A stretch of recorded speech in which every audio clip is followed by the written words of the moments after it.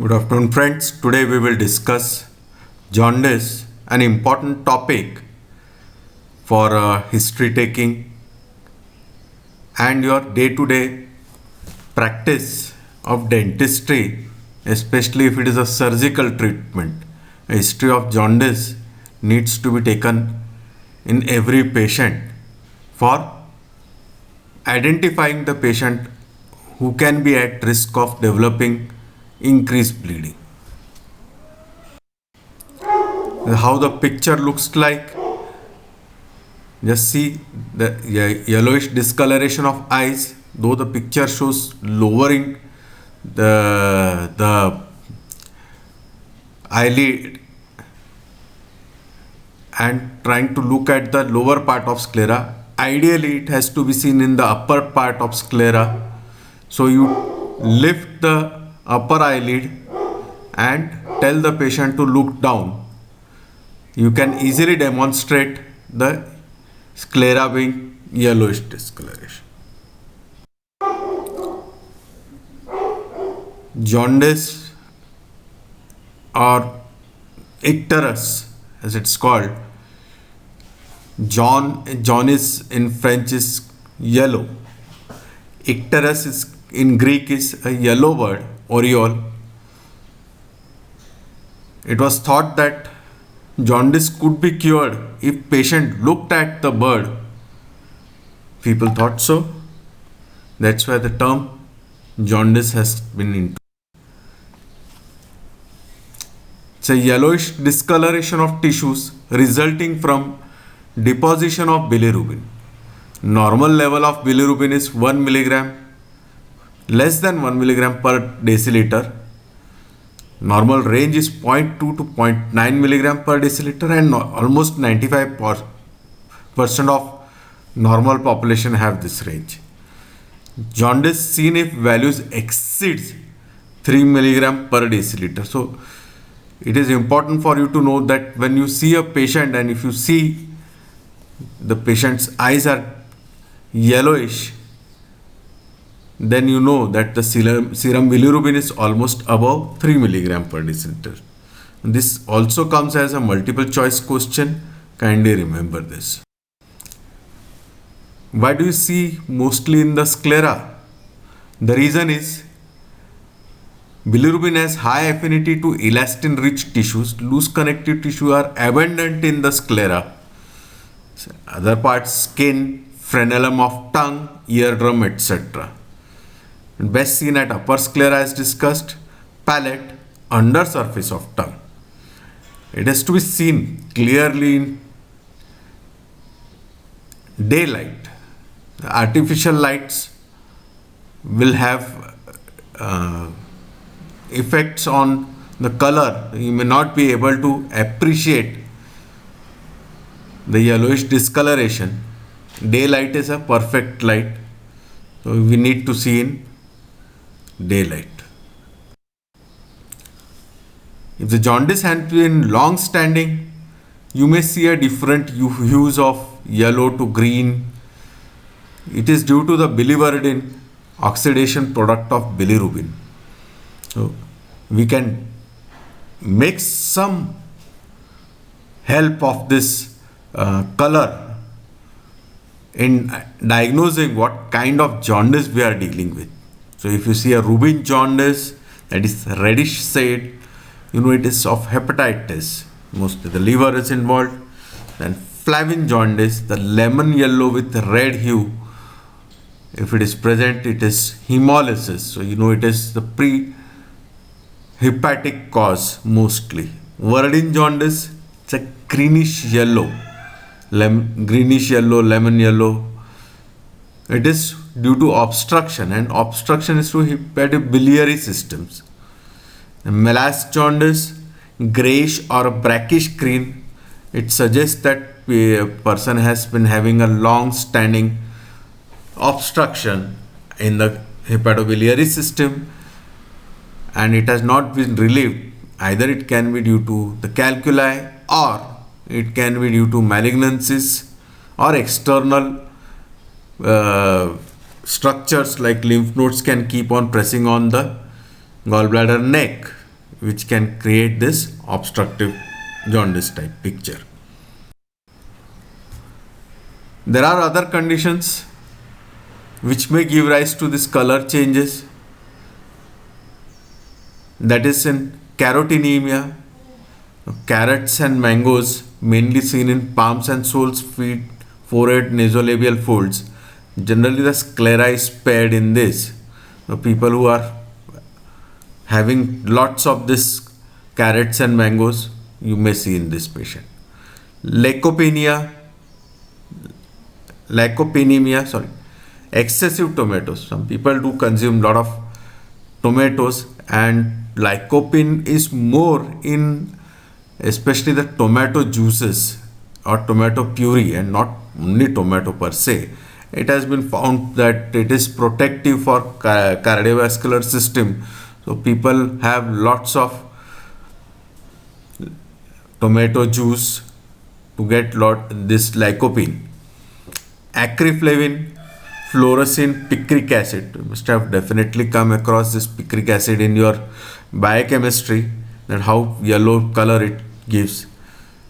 Quinacrine and busulfan. Busulfan, they are anti-malignancy drugs, very toxic, metatoxic. Next sensitive indicator is darkening of urine.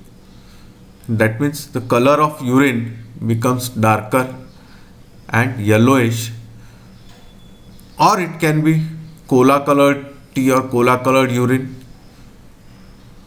Differential diagnosis, when a patient tells you that the urine which he is or she is passing is very high colored, very dark, then you may think of dehydration, fluid deprivation. Patients on use of sulfasalazine, this drug is a disease modifying agent, especially used in autoimmune disorders, ulcerative colitis, Crohn's disease, and rheumatological disorders. Here you can get orange yellow colored urine. Other colored urines are rifampicin is orange. So when you go into history of patients, when you dig a history of tuberculosis, and in past if whether patient has suffered for tuberculosis, you confirm it by asking the question what kind color of the urine was there when they were taking treatment, especially a long-term treatment for almost 6 months. And you know rifampicin is a major drug in anti-tubercular treatment.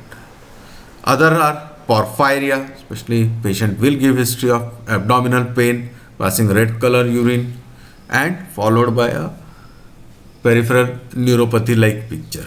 Melanuria, dark color urine, or ochronosis, very black color urine.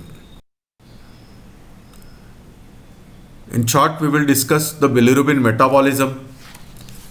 Total bilirubin is around produced in the body is around 250 to 300 milligram per day.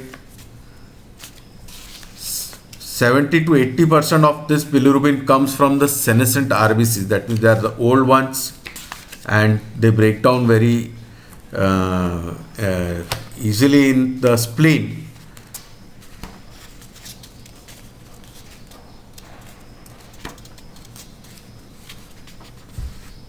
Remaining from myoglobin, that is from the trauma and muscle use, exercise, cytochromes.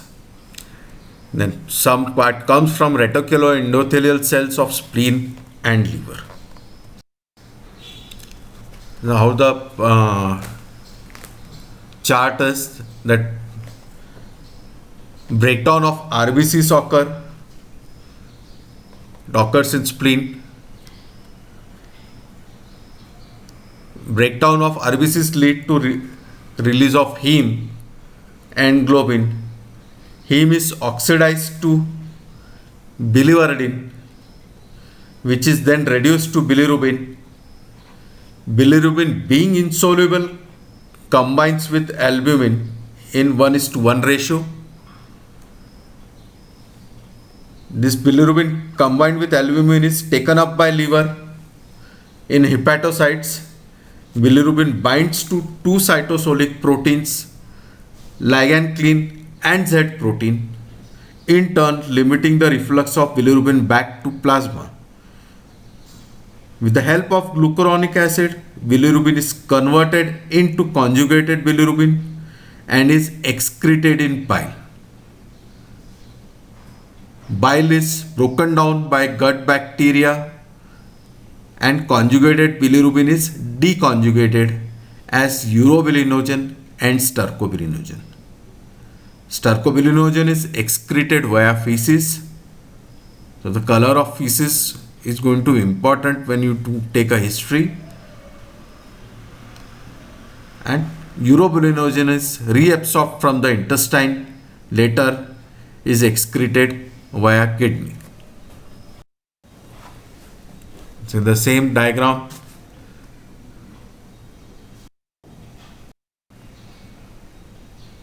Same diagram.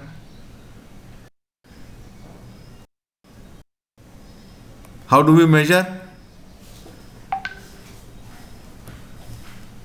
By Van der Waals reaction.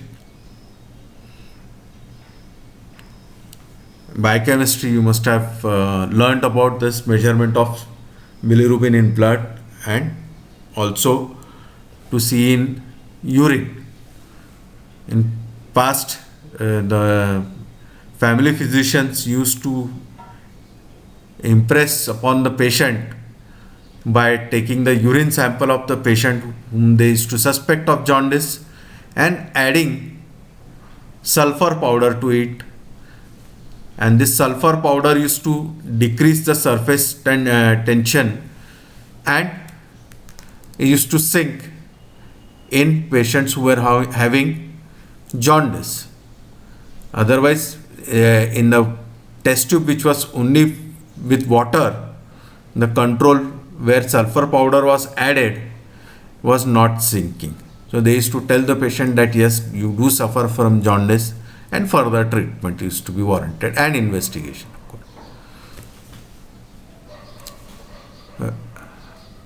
Direct fraction is measured directly. Total fraction is measured after adding alcohol, and indirect is the difference between the two, between direct and total fraction. Normal, we have discussed 0.2 to 0.9, but up to 1 milligram will take normal, and out of this 15% may be direct.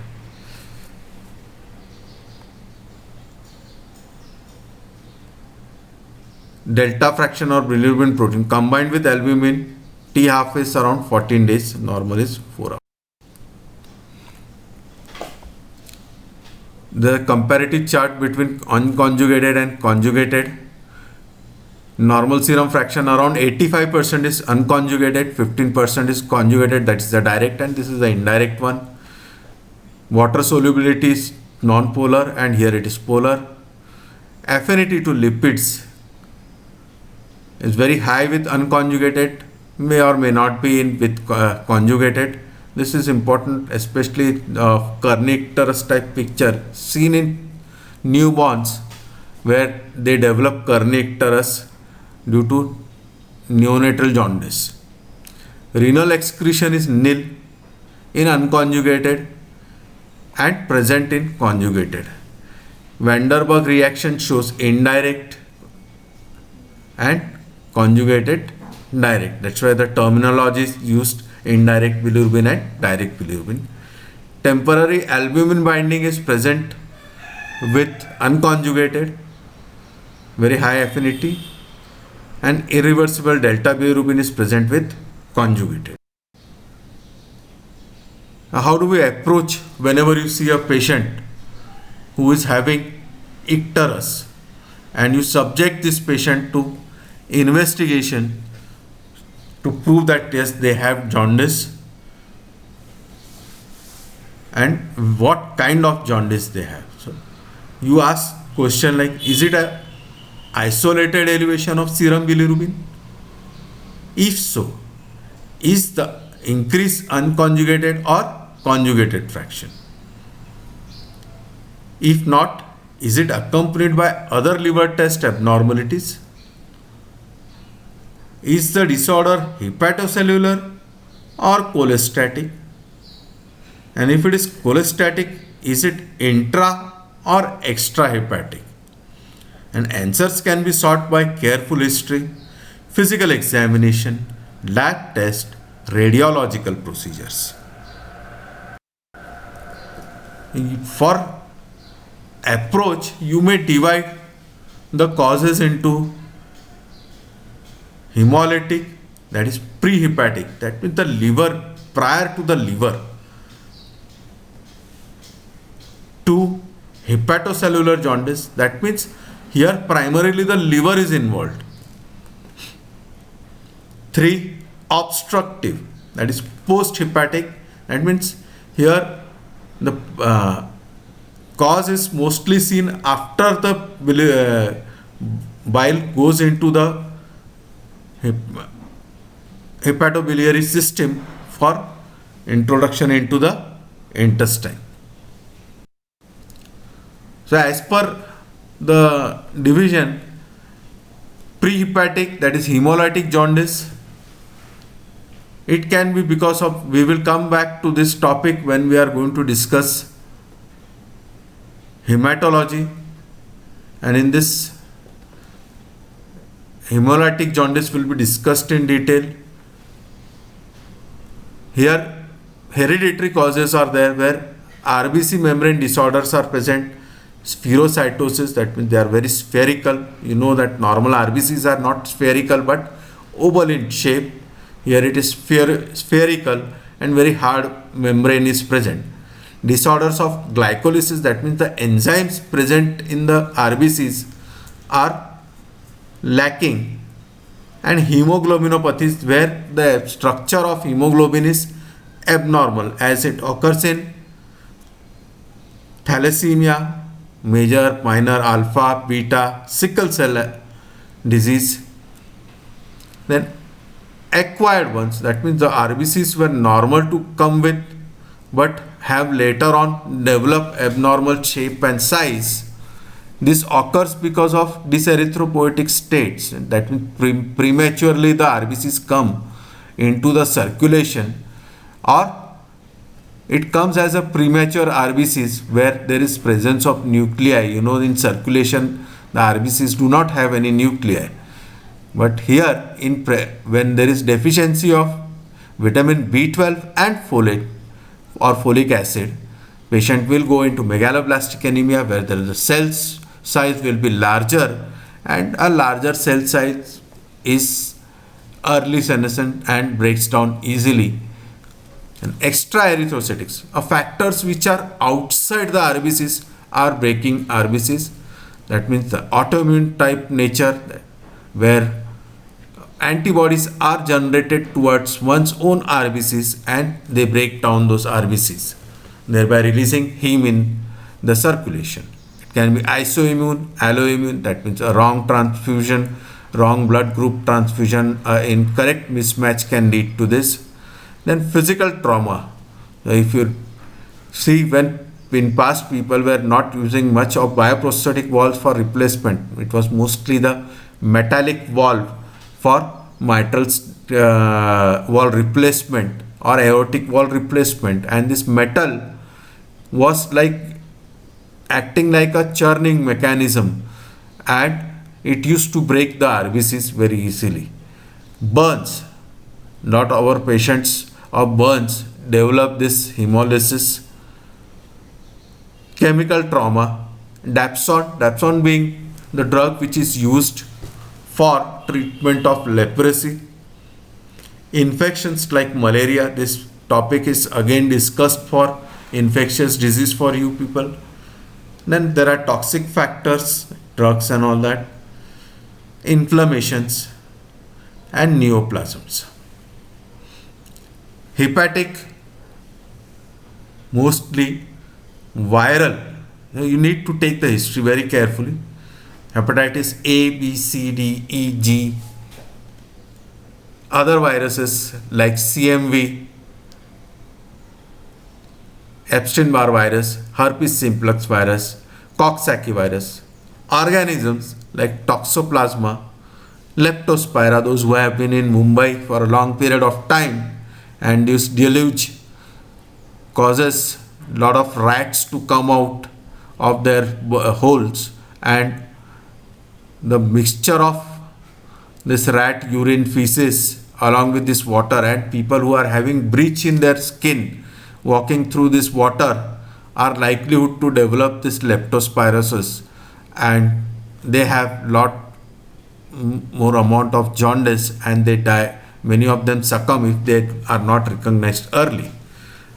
Candida, that fungal infection, brucella, mycobacteria, pneumocystis carinii, especially this type of organism, not the leptospira, but other organism. Brucella is, of course, zoonotic disease, and brucellosis from animals we can get this disease. But toxoplasma and pneumocystis carinii you have to suspect in patients who are having depressed immunity, especially the HIV infection.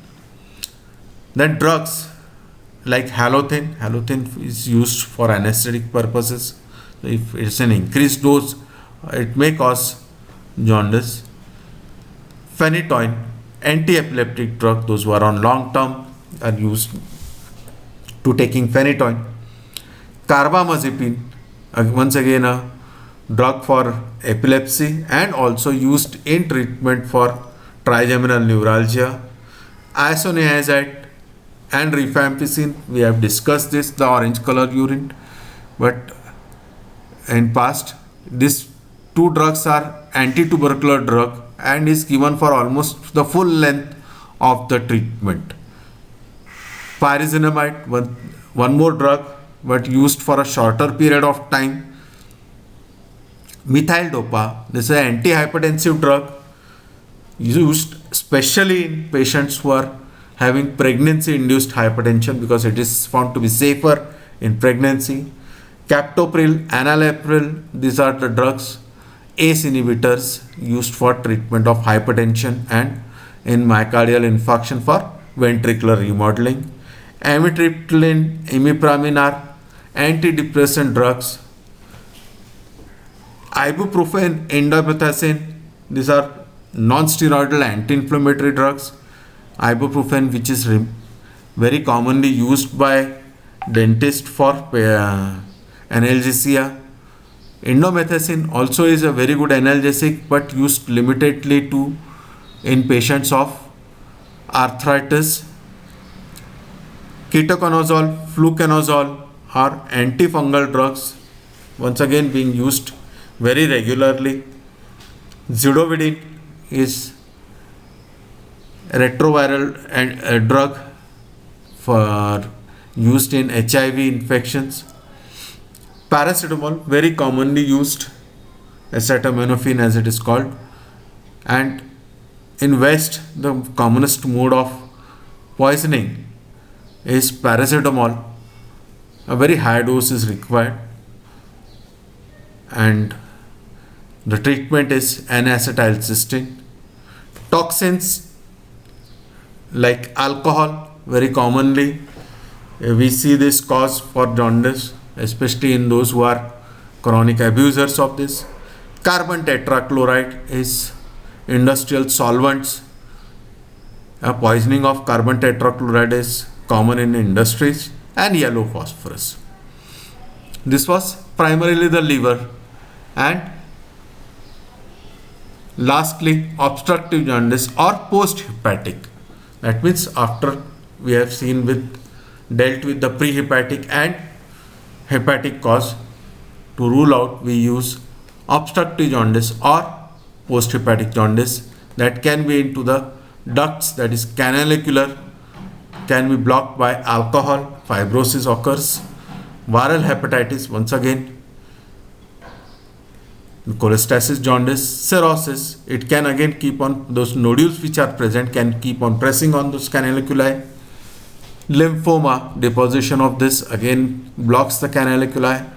Bacterial sepsis also does in the same way. Pregnancy, especially with the HELLP syndrome. Idiopathic, where sometimes you may not be able to find a cause. Drugs like erythromycin, it's again a macrolide group of drug. Chlorpromazine, we use this especially for anti-emetic. Chlorpropamide, anti-diabetic drug. Then the biliary ones, the biliary tree, calculi, especially when there is gallbladder stones. We see this gallbladder stones more commonly in patients who are having hemolytic jaundice. The stones are of mostly the biliary in nature. Ca, pancreas, it can keep on pressing on the or involving the common bile duct. Tumors, benign, especially of the walls of the gallbladder neck, or metastatic, that means Ca rectum and can have metastasis in the periportal system and can have lymph node involvement which can keep on pressing on the neck of the gallbladder and cause a obstruction. Strictures and biliary cirrhosis, primary biliary cirrhosis. Friends, as last time we have seen, today we will see that liver biopsy being the last option for diagnosis as of the cause of jaundice.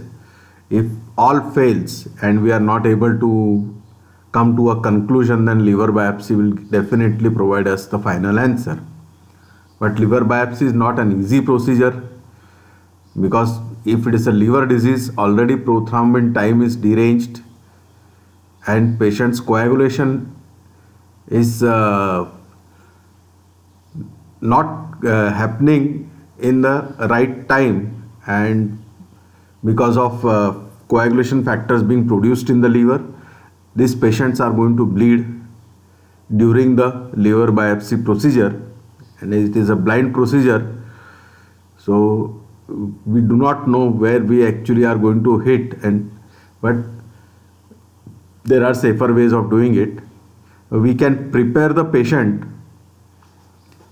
in such a manner that we face less amount of problem. We take the patient's blood group and arrange for the blood transfusion of similar blood, and prior to the procedure only we cross match it and keep it ready, so that if we anticipate that there is going to be a bleeding, then we can transfuse the blood and overcome the crisis.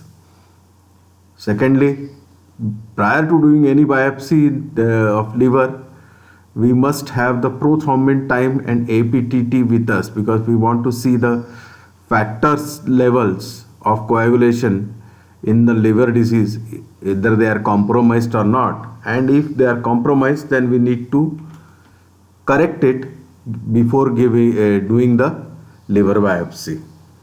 So everywhere the chart started with history. So history, what do we need to ask in history of any patient of jaundice? Whether it is acute in onset or chronic, for a long standing the jaundice is present. What it will do is, acute we will rule out many of the causes like viral hepatitis, drug induced hepatitis,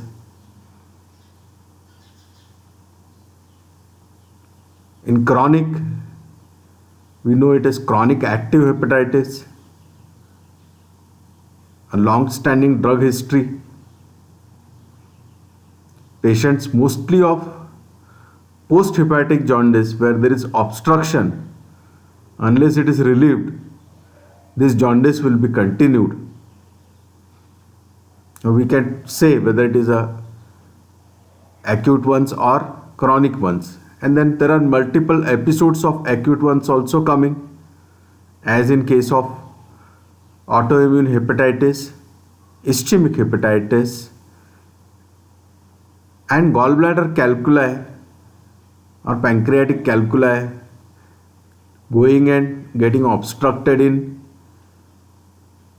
the bile duct, common bile duct, and causing jaundice. When the obstruction is relieved, the jaundice goes down. Again, whenever there is further mode, when this is in case of where there is multiple calculi, a small calculi again goes and obstruct. So we can have this kind of picture. Whether it is painful or painless jaundice, painful, yes, there are causes. Once again, acute hepatitis like viral hepatitis can give rise to increase in the liver size, and it will keep on stretching the capsule of the liver, causing pain. Congestion, that means the liver, though was normal to start with, because of cardiac failure due to backflow and venous system being congested, the liver gets congested and stretched and painful. Then there are post-hepatic causes which can be painful. Gallbladder calculi, gallbladder CA, or pancreatic carcinomas. This can be very painful and can cause jaundice. We may get a multiple choice question, that is cause of tender hepatomegaly, or we may get a short answer question of tender hepatomegaly. We must know about the accompanying symptoms, like whether the patient is having fever. So we shorten our list to viral hepatitis and gallbladder calculi leading to cholecystitis, dyspepsia, arthralgia, especially viral hepatitis, myalgia, viral hepatitis, rash with other cytomegaloviruses, weight loss, a long-standing one, can cause weight loss. Loss of appetite can be acute hepatitis of viral origin. Back pain, some amount of pancreatic cancer clues will be there. Exposure to medications, very important to ask the drug history. Over the counter, that means paracetamol is very easily available in XY, whatever quantity you would want to buy, you will get it. Prescribed ones, that means given for some illness which can be hepatotoxic, like anti-tubercular drug, which is very commonly used in our country because of high incidence of tuberculosis. And alternative medicine, people do have lot of faith in alternative medicine, but they do not give history unless you ask for. Alternative means we are talking in terms of homeopathy, Ayurvedic, and some Siddha, Unani and all those medication where the content of the medications are not known, qualification of the person who is giving is also not known. Parenteral exposures, here we must ask with a patient that in past, according to the incubation period of each viruses like hepatitis B, D and C and cytomegaloviruses, we must take history whether patient has received any blood transfusion, and when we are suspecting chronic active hepatitis, blood transfusion in past for any trauma related or for surgical purposes, receiving injectables intramuscularly, vaccines, seras, and intravenous drug abuse. Nowadays we see many youngsters are having sporting tattoos. That is one source of getting hepatitis B and C. History of alcohol, though it may sound very social to many, but history of alcohol needs to be taken very carefully. What is the quantity, what kind of alcohol, and what is the duration for which the patient is consuming alcohol. And people happily nowadays, I see in OPD that they don't feel shy to say yes, they consume alcohol every day. And their slang, they may use a quarter of alcohol. That means they consume almost 180 ml of alcohol, like spirits and uh, whiskey and rum, all.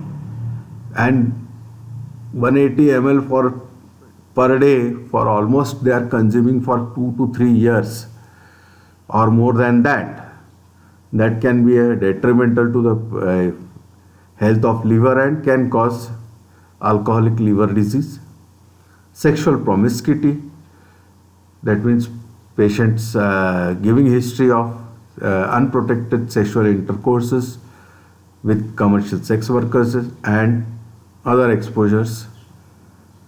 Family history, hemolytic anemias, where it will be giving helpful in patients of prehepatic jaundice. When congenital hyperbilirubinemias, we'll briefly touch this. Wilson's disease, where patient's presentation will be helpful. If the physician sees this patient, it will be quite helpful because their presentation is very typical with neuropsychiatric disease. Recent travel history, people traveling to endemic areas where there is jaundice, especially in fag end of summer or start of monsoon, where a lot of contamination of drinking water occurs. Occupational history, rats. You must have come across yesterday's news that a lot of water was locked due to heavy rainfall in places of Mumbai, and the rats which are there in the holes, burrow holes and all that, they come out. This water is mixed with the stool of rat, and this stool contains leptospira, which gets mixed with water and comes in contact with the breached skin of humans when they are walking or wading through this water. Physical examination.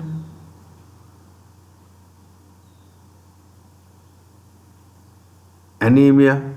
If you see patients having pallor, you know that there has been, if the history is acute, hemolysis has occurred.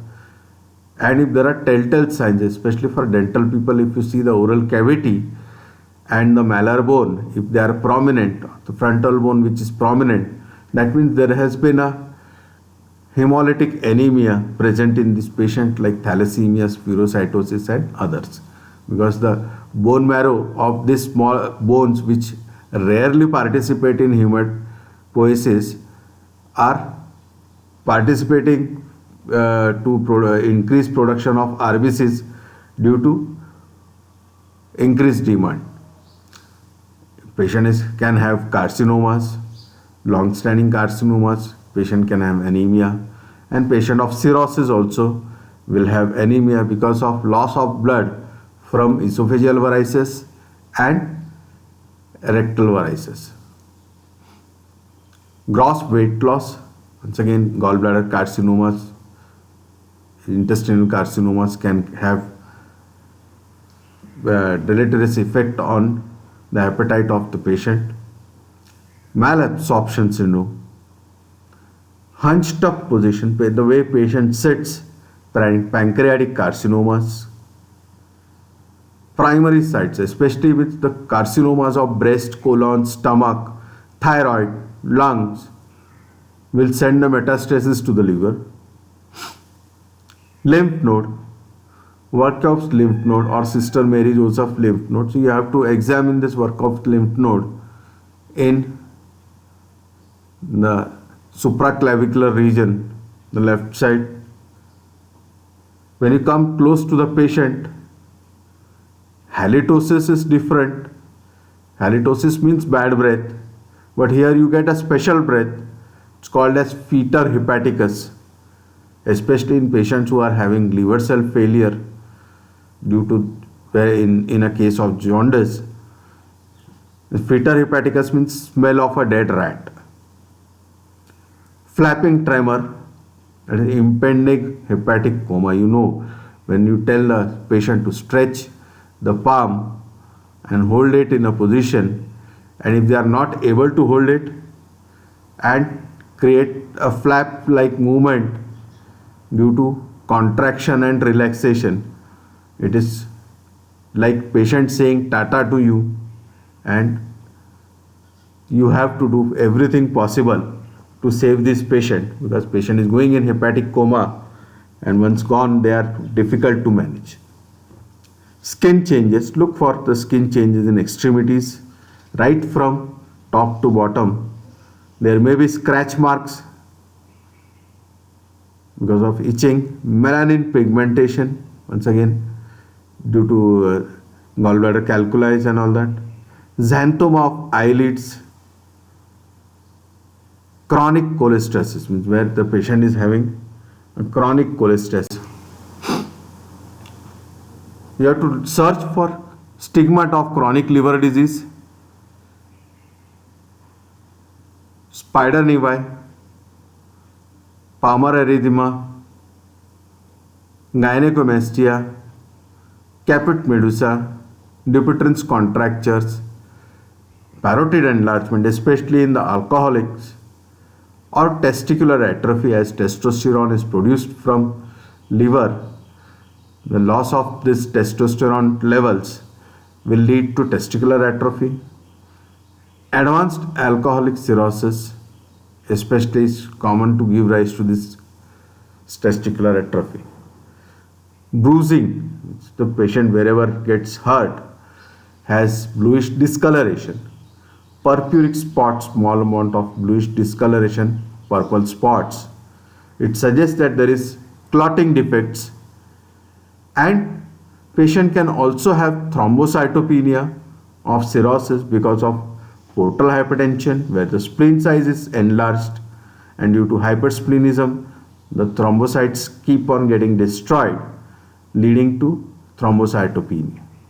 Ankle edema, especially in case of cirrhosis, because proteins are produced in liver, especially the albumin, which provides oncotic pressure to the blood in the intravascular compartment, and as it is not being maintained, the fluid seems to be seeping out of the intravascular compartment to the extravascular compartment, leading to ankle edema, especially the dependent part of the body due to gravity. In inferior vena cava obstruction due to hepatic or pancreatic malignancies. This inferior vena cava can get obstructed because of this malignancy. Abdominal examination, acute hepatitis, where there is liver enlargement, you can palpate the liver just below the costal margins, the right lobe, and of course the left lobe also. Normally both are not palpable, only you can palpate the right lobe in very thin individuals and in small children. Otherwise it is not possible. A grossly enlarged nodular liver or an obvious abdominal mass suggests malignancy if you are able to, because cirrhosis you will not be able to palpate. Cirrhosis is shrinking of the liver, so you will not be able to get the palpation of the liver. But in case of malignancy where it is enlargement or other masses which are present, especially the abscess, you can know that this is malignant. Small liver, I told you that you cannot palpate, only you can do a liver span and know that the liver size has shrunk. If you get a tender enlarged liver, you know that it is viral or alcoholic hepatitis. Infiltrative process such as amyloidosis, or less often an acutely congested liver secondary to right-sided heart failure. But here the history of patient is going to be important, that patient is breathless and has some history of cardiac illness, for which maybe a diuretic is started to the patient, so there is waxing and waning of symptom.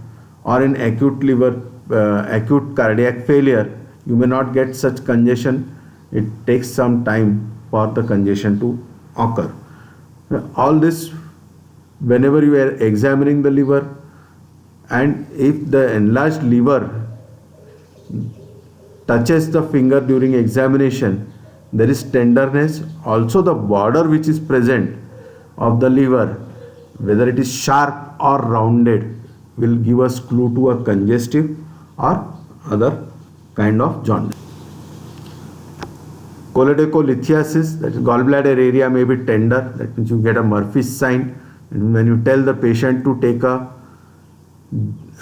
deep breath and you palpate in the gallbladder area during that time, the patient may wince in pain and may have some guarding of the abdominal wall called as Murphy's sign, seen in cholecystitis. If you get a palpable, visibly enlarged gallbladder, then you think in terms of a pancreatic carcinoma. Otherwise, as per the Courvoisier's law, a gallbladder calculi causing repeated cholecystitis, you may not be able to palpate the gallbladder. Splenomegaly, important clue, especially when you are thinking in terms of a hemolysis. A splenic enlargement will help you.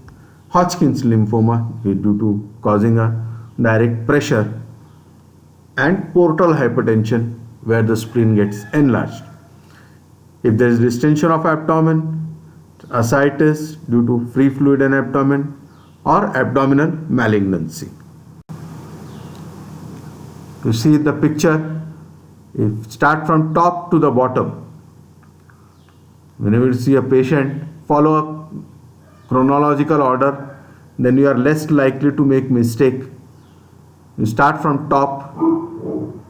This is acute jaundice. We are not talking in terms of acute or chronic jaundice. We are not talking in terms of complete cirrhosis and all that. But you can, in eyes, you can see the depth of jaundice, the color which was discussed last time.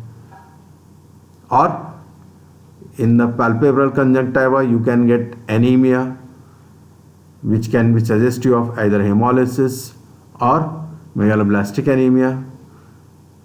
Xanthelasma, a chronic liver disease. Fetor hepaticus, the smell of dead rat. Signs of primary tumor lymphadenopathy in cervical region, lymphomas and other malignancies like lungs and all that. And this is where you can get the Markov's lymph node system area. Vascular spider, see these spots, you can, we will try and demonstrate in future for whenever we are, next topic we are taking for history taking. That time we will show you what a vascular spider looks like. A spider, it looks like a spider, a purplish, reddish spider-like structure is there, and if you keep the center of the spider, that is the body of the spider, if you keep it, if you press it with the help of the pinhead, it will blanch, because that is the arteriovenous fistulas which have opened up. Purpura, purplish patches which we see because of trauma. Body hair, a loss of body hair in the axilla. If you see, there is a scanty hair, even the beard for that matter loses lot of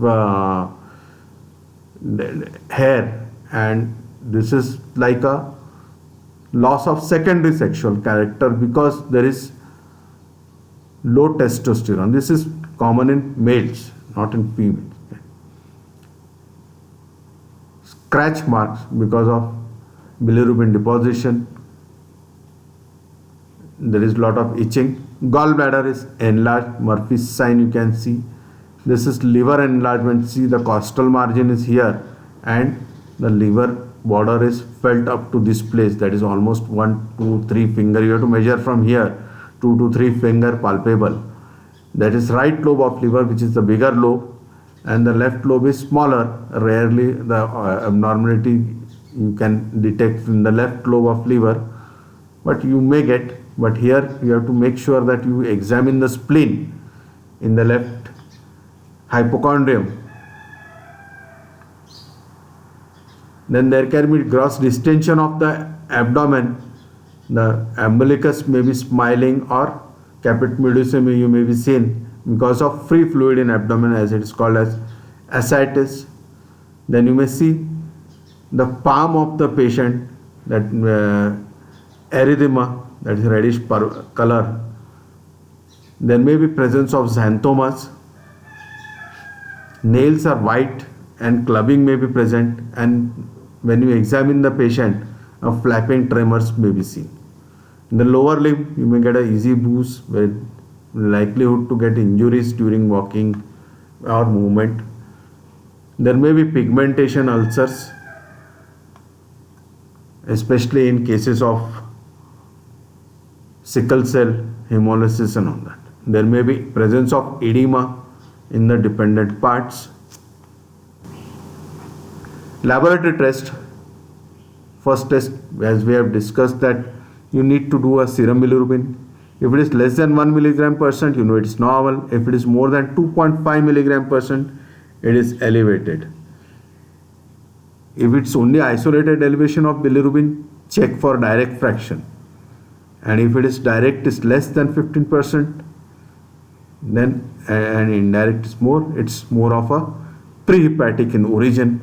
And if direct is more than 15%, then it is a hepatocellular or obstructive jaundice.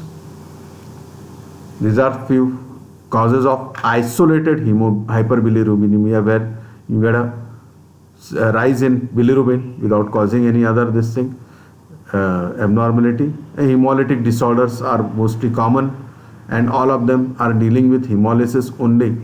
Though rare, you do see sickle cell anemia, microangiopathic hemolytic anemias, paroxysmal nocturnal hemoglobinuria, immune hemolysis, and common in our country, parasitic infections like malaria. Baptism we don't see much, but malaria is very common. And patient do develop jaundice, that is yellowish or discoloration of sclera in malaria. Ineffective erythropoiesis, then you have to see for the megaloblastic type of anemia or severe iron deficiency. And thalassemia. Increased bilirubin production can occur independently even if there is no anemia, or patient receives massive blood transfusion, so easy senescent RBCs which are breaking down in that transfusion can give rise to increased bilirubin. And if there is a trauma, resorption of hematoma can lead to increase in the bilirubin level. Drugs like rifampicin, probenecid, ribavirin are known to cause isolated hyperbilirubinemia, and there are inherited conditions like Crigler-Najjar types 1 and 2, Gilbert syndrome, or direct hyperbilirubinemia, inherited conditions like Dubin-Johnson syndrome and Trotter syndrome. Remember this. Here, Dubin-Johnson has better chances, where here we will get to see that hemolysis causes bilirubin up to 5 milligram percent and does not increase more than that. And if it is above, then you need to see other coexistent renal or hepatic dysfunction or sickle cell crisis, where suddenly due to oxidative stress, patient's RBC starts clumping together. Or if there is hemolysis suspected, think of there is high incidence of gallstones, which is causing obstruction and leading to obstructive jaundice, where a bilirubin can be very high.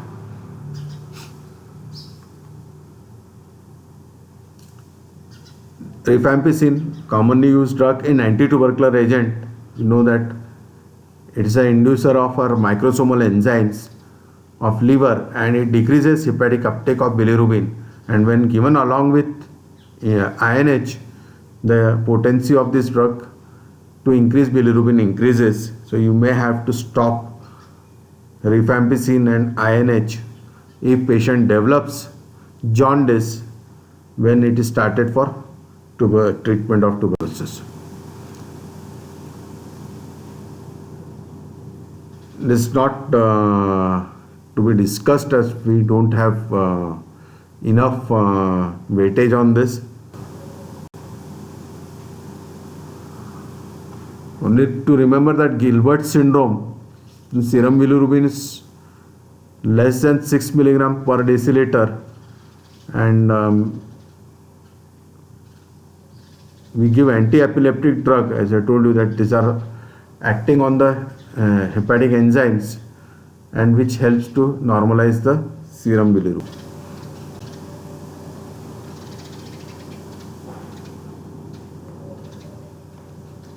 Repeated jaundice, Dubin-Johnson syndrome, can cause chronic intermittent jaundice with conjugated hyperbilirubinemia and bilirubinuria.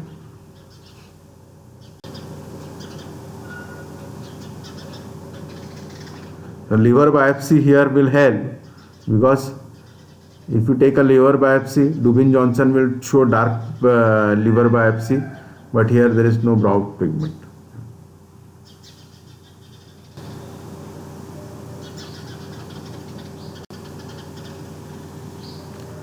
Very important, whenever you see an bilirubin levels which are high, whenever you order for a liver function test, when you say it as liver function test, then you need to follow certain investigations like a bilirubin level, both direct and indirect, and liver enzymes like AST.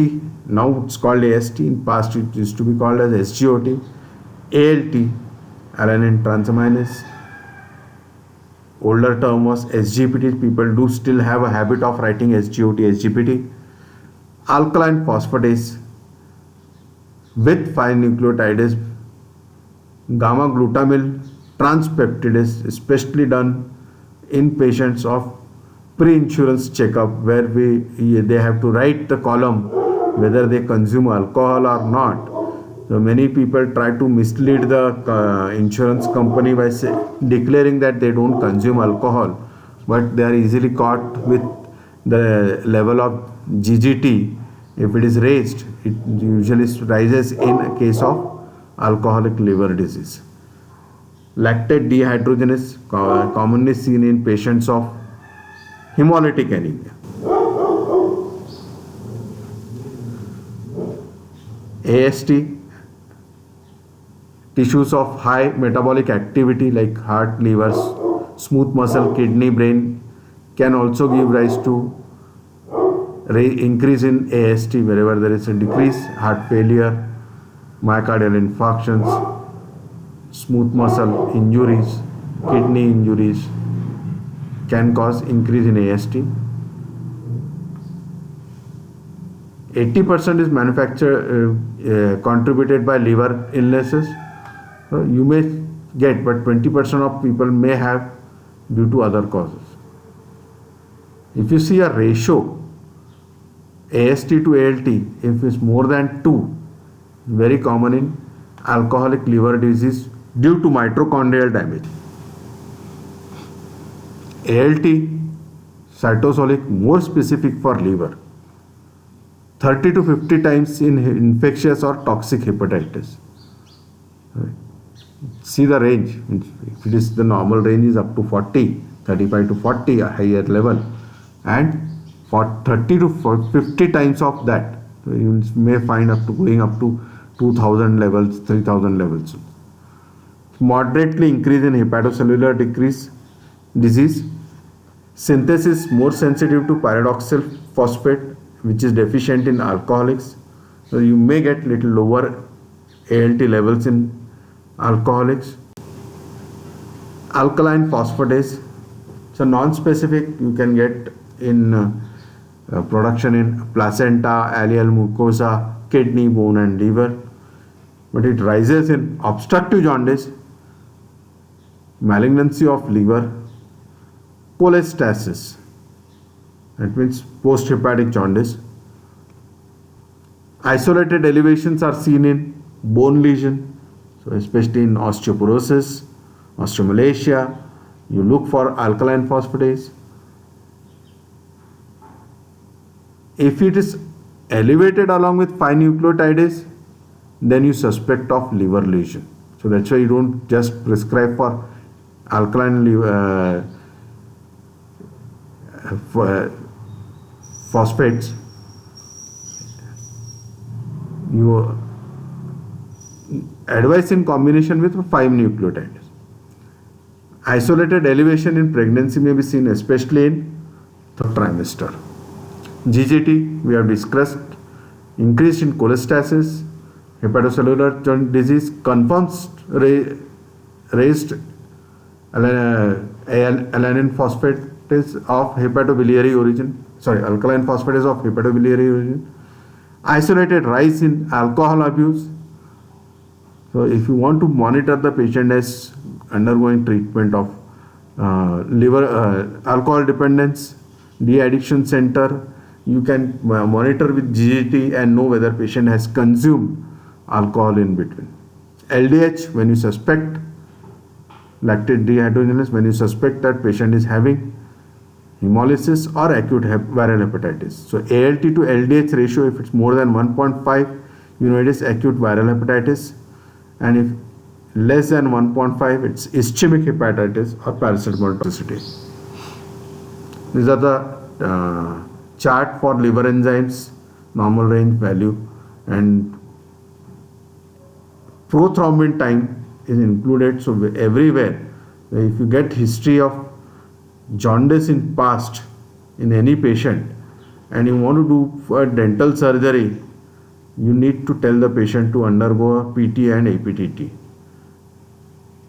And if it is prolonged, you can correct it. If the surgery is very important, you can correct it by giving injection vitamin K. A chronic liver disease, albumin, GGT in very sensitive in alcoholic liver disease, alanine transaminase, AST to ALT ratio more than 2 in alcoholic liver disease, asparated transaminase AST for early diagnosis and follow-up, and alkaline phosphatase for obstructive jaundice. Though you may get low albumin in case of nephrotic syndrome, malnutrition, congestive heart failure. Alkaline phosphatase increase in bone disease, pregnancy, malignancy and advanced age. Asparated transaminase will rise in myocardial infarction because 20% may be contributed by the cardiac muscles, myositis and even intramuscular injections. Bilirubin can be non-liver causes are hemolysis, sepsis and ineffective erythropoiesis.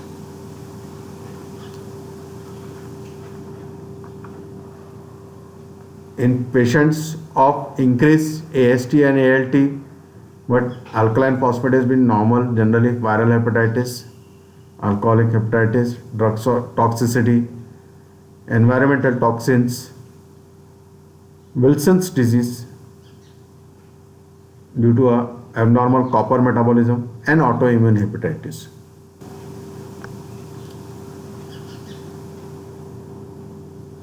You need to look for, in Wilson's disease, you need to look for the KF rings present on the near the junction of the iris and sclera. We have to see it with the help of a slit lamp, and ophthalmologist people usually are having this instrument and they will diagnose it for you. Autoimmune hepatitis is typically seen in young to middle-aged women. Anti-nuclear antibody, SM antibodies, SAR to be done for diagnosing autoimmune hepatitis. Alcoholic hepatitis, you know that ratio. Viral hepatitis, you will see that AST more than 500 and ALT greater than or equal to AST. How? If you suspect that this is acute viral hepatitis, you need to perform hepatitis A IgM antibody test, hepatitis B surface antigen, anti-HBC assay, which will tell you whether it's an acute or chronic ones, Hepatitis C, viruses, RNA load, anti-HEV IgM assay when you are suspecting hepatitis A. If these two, when you suspect it is a waterborne or foodborne, and these two and this third one are done. These two especially in serum transmission. Cytomegaloviruses, Epstein-Barr viruses, epidemic, and in people who are undergoing transplant need to be investigated for this CMV virus. Hepatotoxic drugs, very important for us to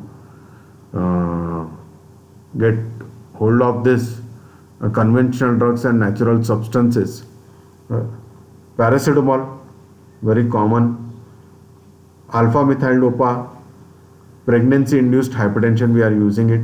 Amiodarone, quite a few number of patients are on amiodarone, especially those patients who are suffering from abnormal rhythm, that is ventricular tachycardias and other form of arrhythmias, which requires amiodarone as a treatment. Remember, amiodarone, people who are taking amiodarone need to be investigated from time to time and before starting amiodarone for thyroid function test and liver function test and pulmonary function test. Dantrolene is a muscle relaxant. Diclofenac, you people use it very commonly, is a non-steroidal anti-inflammatory drug. Disulfiram is anti-abuse drug which is given to people to stop alcohol. Fluconazole, antifungal, glipizide, anti-diabetic. Glyburide, again anti-diabetic. Isoniazid, we have discussed that this is given in patient of tuberculosis. Ketoconazole is antifungal. Labetalol, antihypertensive drug, once again used similarly like in alpha methyl-dopa in pregnancy-induced hypertension. Lovastatin is statin. Nitrofurantoin is antibiotic used in urinary tract infection. Thiuracil, propylthiouracil, we have discussed in thyroidism, hyperthyroid. Triglycerides are used in between, they were withdrawn for treatment of diabetes. Trazodone are newer antidepressants.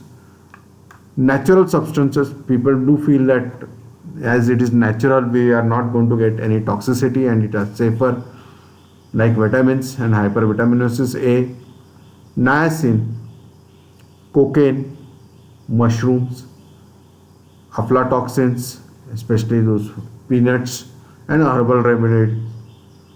Senecio, crotalaria, I will not be able to say what this is. Pennyroyal oil, chaparral, germander. Senna is for it is a laxative which is used, and other herbal mixes. We don't know, there are so many which are occurring in nature. So if you get a cholestatic pattern, alkaline phosphatase is increased out of proportion to ALT and AST, get an ultrasound done. If it shows dilated ducts, extrahepatic cholestasis, you prove it by doing a CT scan, abdomen, or a magnetic resonance cholangiopancreatography. You will be able to demonstrate the dilated ducts and the obstruction if it is present. If the ducts are normal, they suspect intrahepatic cholestasis. You do a serology of viruses, then antimicrobial antibodies, take the history of drugs. If it is negative, you do an MRCP, liver biopsy, to give a final conclusion. If antimicrobial antibodies are positive, still you do a liver biopsy because you may have to start with the treatment of steroids. Imaging procedures, ultrasound has changed the way, but still operator dependent. The skill of the person is very important, but newer machines are really helpful. Sensitivity of 55 to 91% and specificity of 80 to 95% for biliary obstruction. Besides, it can differentiate between intrahepatic from extrahepatic cholestasis.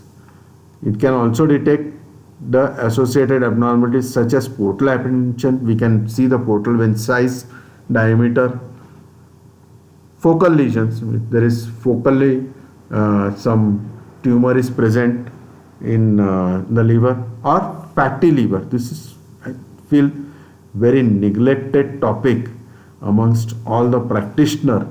And if we see in your class, almost 25 to 30% of people are going to have this fatty liver. I am talking about not thin people, people who are little obese, overweight.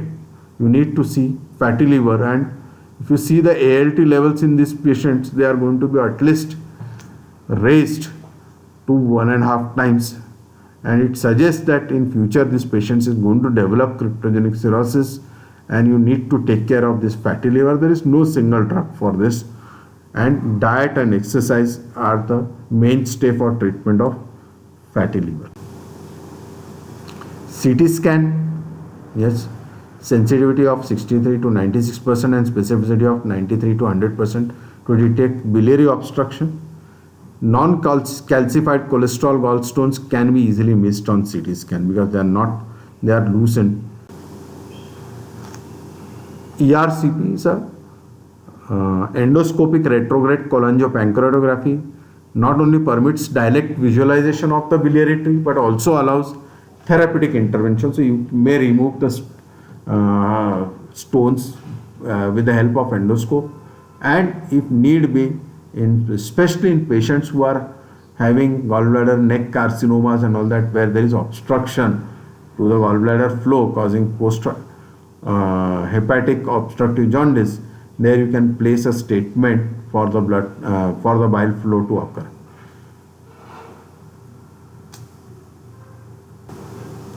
Percutaneous cholangiography, that means from the skin. It's an procedure which requires good preparation, where direct contrast visualization of the biliary tree is obtained by percutaneous needle puncture of the liver. As I said, you have to be very careful to a prothrombin time, see the coagulation profile of the patient, and then only you go ahead with it.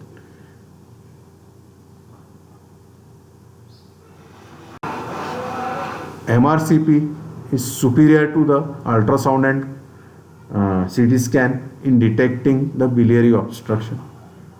It has a sensitivity of 80 to 100% and specificity of 90 to 98% to detect a biliary obstruction. Liver biopsy, as we have discussed, probably the final answers when you are searching for and you are not able to get will be decided by liver biopsy.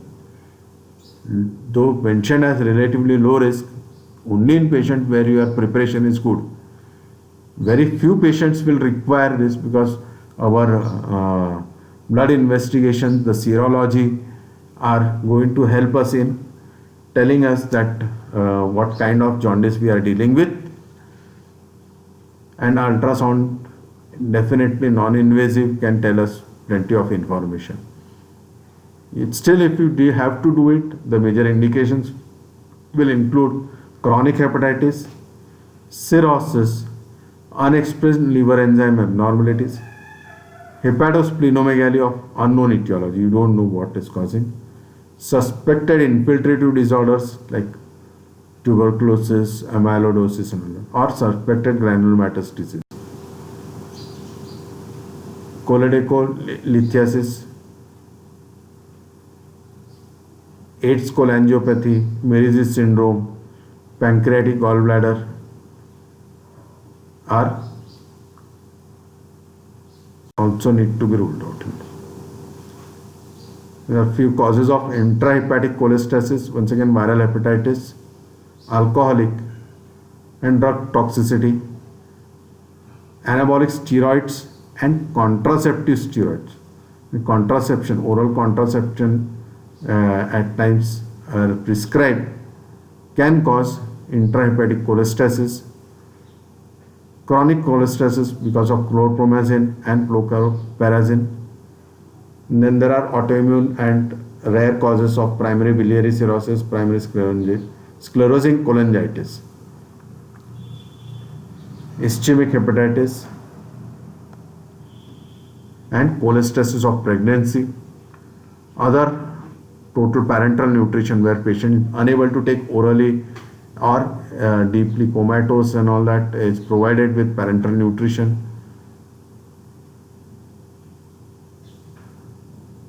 Infiltrative disease like tuberculosis, lymphoma, amyloidosis, infections like malaria and leptospirosis. People will be looking out for this kind of illnesses because of deluge. Infections we have discussed: hepatitis B, hepatitis C, Epstein-Barr virus, CMV, hepatitis A virus. Drugs like trimethoprim, sulfamethoxazole, nowadays this is not used as an antibiotic but used in patient of HIV infection, where patient has gone ahead and developed AIDS like illnesses. Penicillin group, cimetidine, once again not used much. Anabolic steroids, antithyroid drugs, azathioprine, chlorpromazine, clofibrate for lipid lowering, oral contraceptive, oral hypoglycemic, especially chlorpropamide. These are all the rare ones which I said: primary biliary cirrhosis.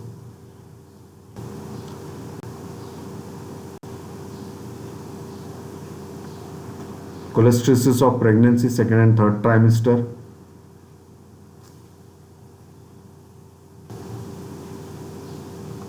Only bone marrow transplantation, graft versus host disease, where there is a lot of hemolysis, veno-occlusive disease, falciparum malaria, sickle cell disease, Wills disease. This is parasitic infections.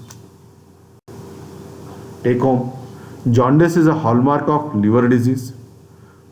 A thorough clinical examination and history becomes vital in all cases. It is classified as prehepatic, hepatocellular, and cholestasis. Although overlaps do occur, so you need to take a careful history to place your cause as prehepatic, hepatocellular, because your investigations are going to be directed towards it. Biochemical and radiological evaluation helps in making a diagnosis. Thank you. Thank you very much. Any questions?